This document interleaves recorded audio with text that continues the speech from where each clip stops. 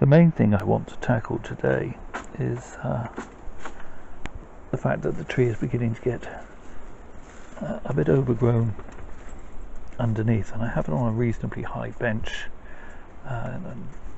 where the patio meets the lawn, which means that I have the two fronts, and I can see one front as I walk down the garden and the other front as I walk up.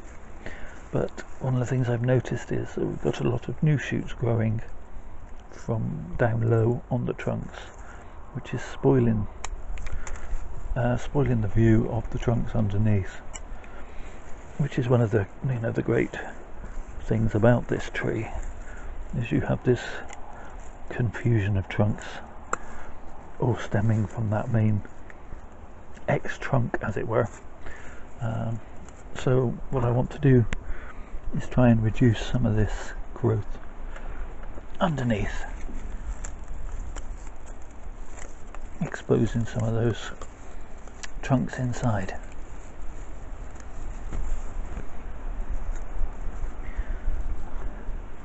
I think if you had this done to a full-size tree, they call it crown raising.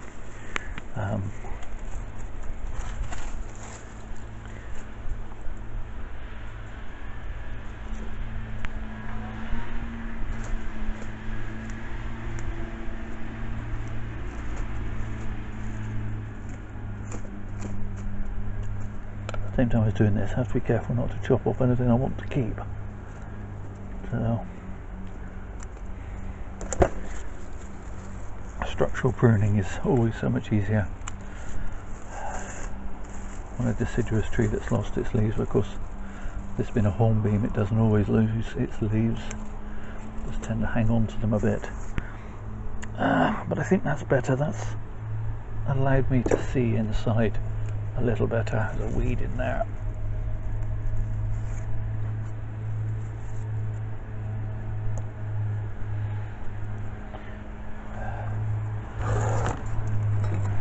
There are a few pieces here.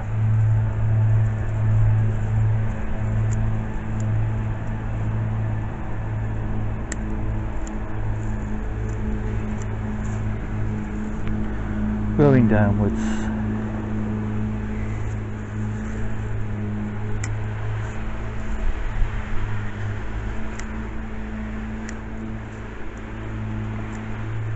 That's better. Let's just raise it up a little.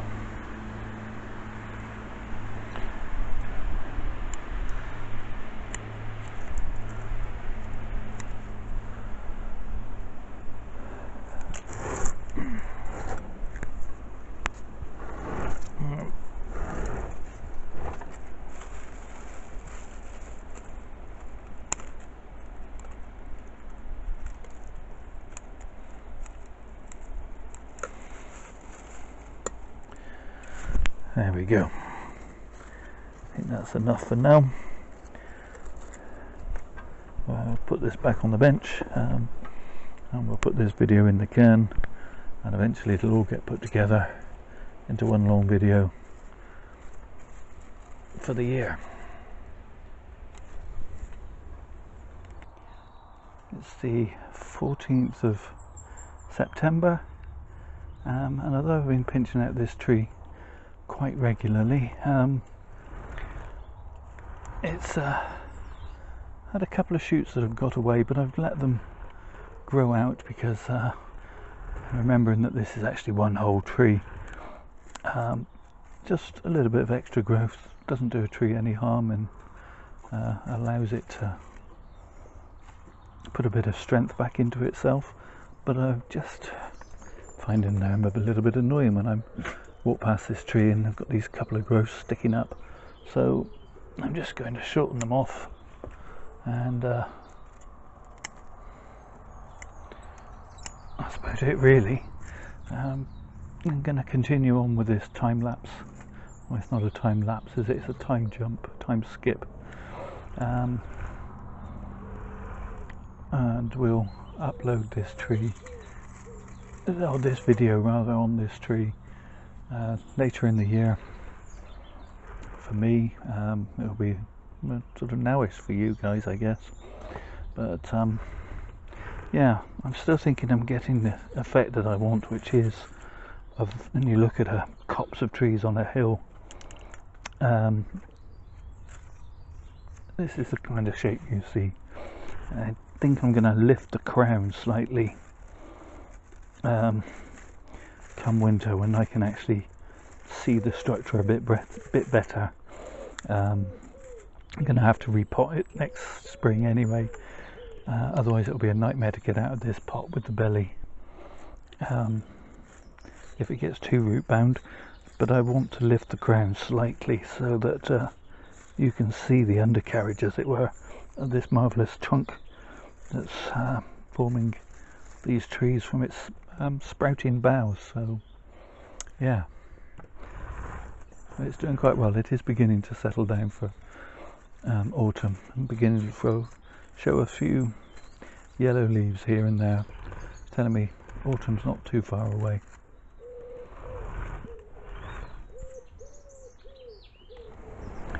It's the 2nd of November, and well, this tree is not exactly going gracefully into autumn. Despite the fact that it looks like many trees, it is only, of course, the one. But some of the leaves have completely turned, gone yellow through to brown, and now are doing the dead leaves that you get on a hornbeam, or on a young hornbeam. Some of the trees are yellow, some of the trees are green through to yellow, and some of the leaves rather are still resolutely green. So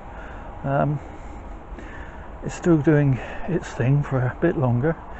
I'm not going to finish the video here. I'm going to wait till it turns completely and then remove the foliage so that we can get a look at its winter silhouette. So yeah, there'll probably be one more video, or one more section to this video, so we'll see it in its glory, and then we'll wrap it up.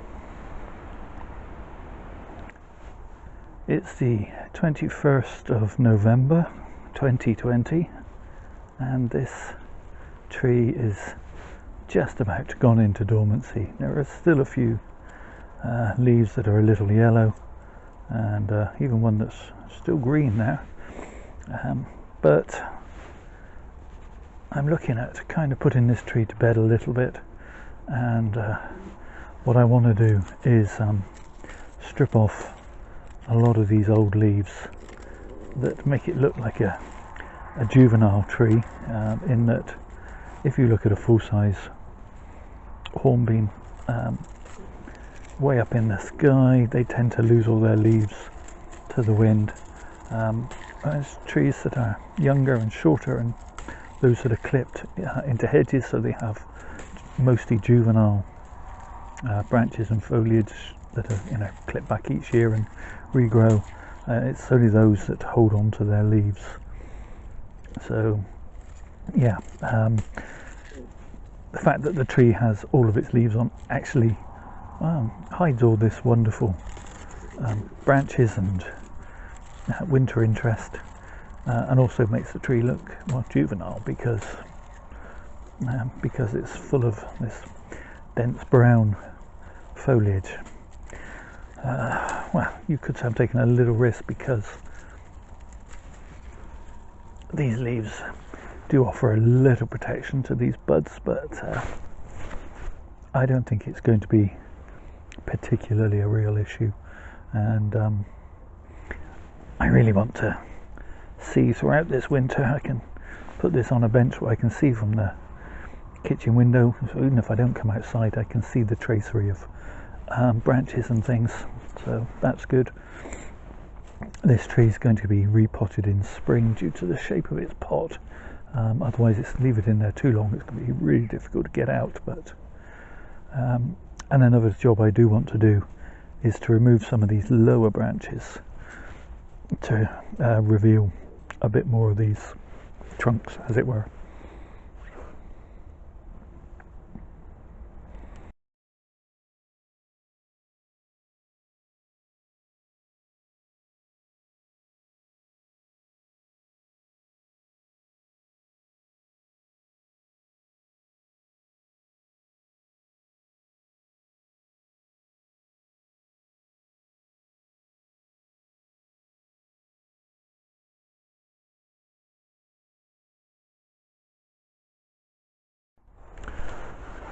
Well, now, even speeded up, I imagine you're probably getting a little bit bored of watching me do this.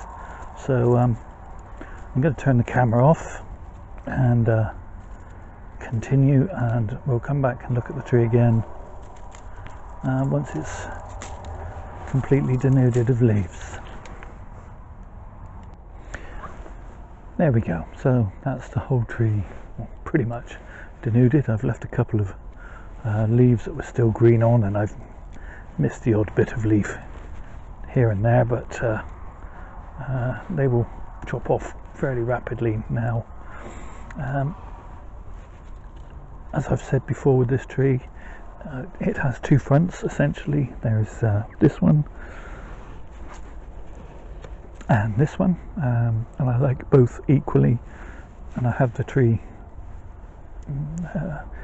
on a plinth where I can see it both as I go down the garden and as I come back up from the two different sides, and where I can see it from the kitchen window, so that's also nice. Now,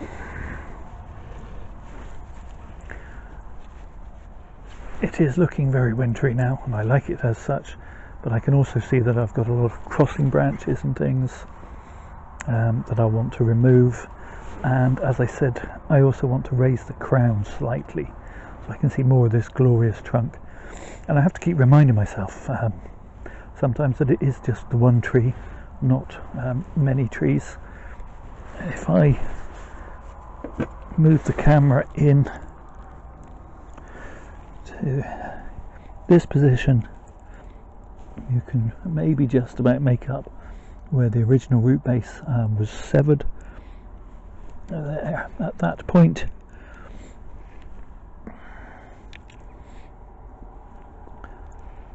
And that it is, of course, just the one sinuous trunk in here from which all of these branches arise. It's quite interesting the way the original branch is much thinner before it enters the ground than where it comes out of the ground, where it's now rooted itself.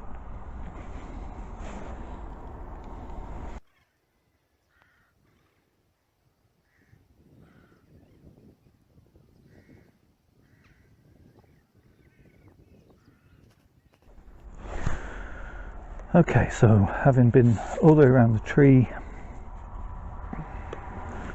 I've removed most of the low branches, and that has raised the in fact, I'm going to remove this one.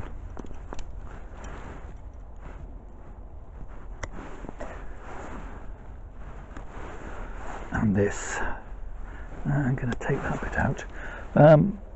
Yeah, that's raised the crown of the tree quite considerably, giving a lot more light and sight into these multi-twisting trunks.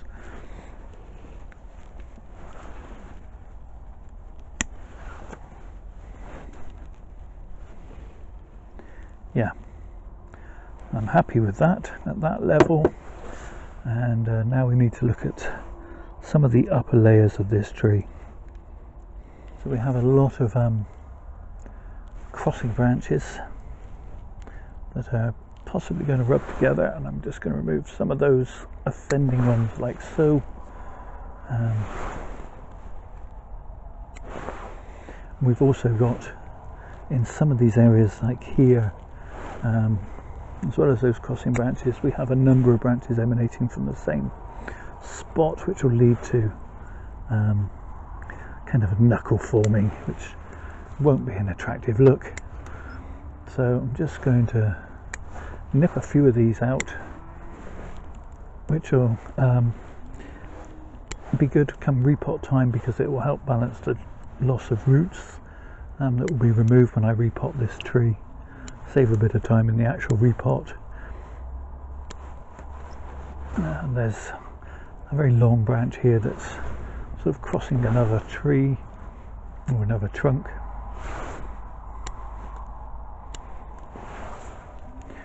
This tall one in particular got a lot of bits coming out and back, congestion basically, and that just blocks out the light to some, and can also lead to a bit of dieback if you've got too much congestion going on. There's always a problem when you're trying to get ramification. You get it not always in the best places for the tree, because in nature the branches will crowd each other out.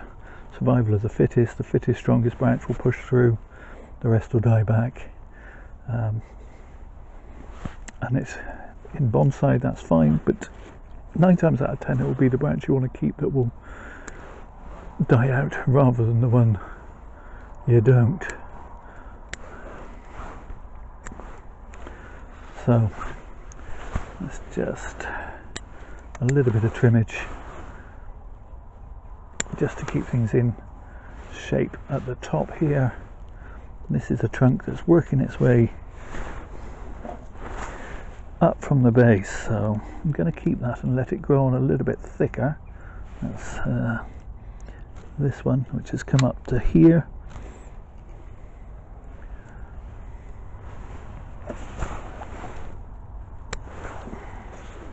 And if we move back down to a kind of central layer of the tree, we have a bunch of places like this where we have branches that are crossing into one another. So I'm going to remove that bit entirely, and indeed that bit.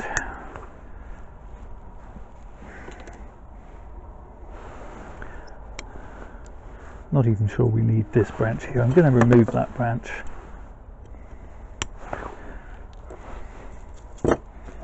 Okay, so that's better.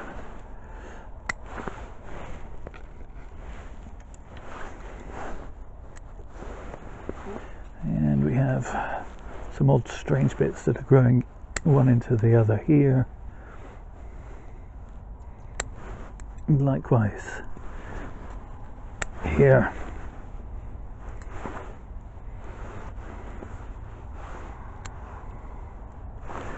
And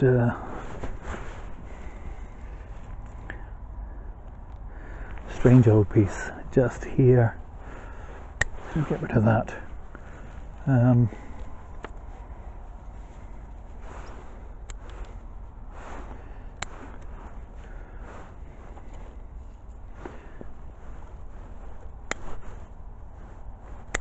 There we go. Just trying to take out the pieces that are kind of interfering one with the other.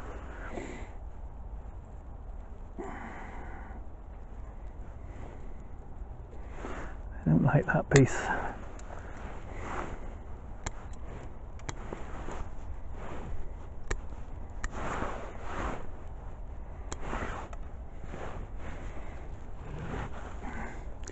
Here as well, pieces interfering one with the other.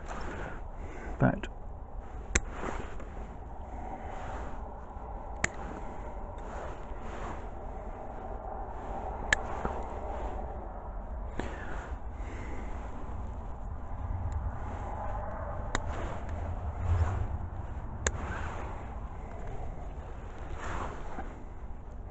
a lot of congestion.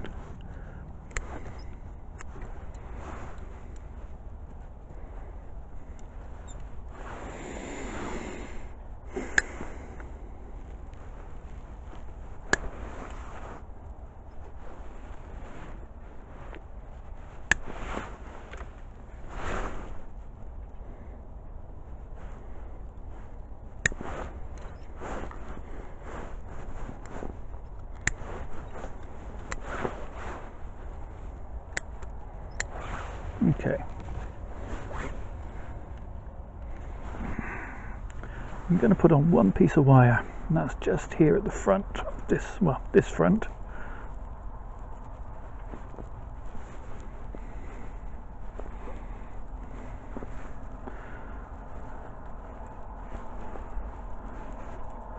I just want to bring that branch over to the right. It was sticking out a little bit too far forward.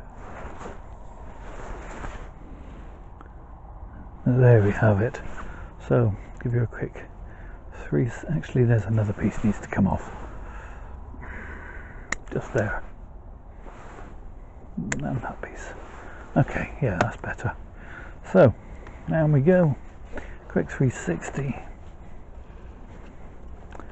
And we will come back and look at this tree again in the spring when I repot it.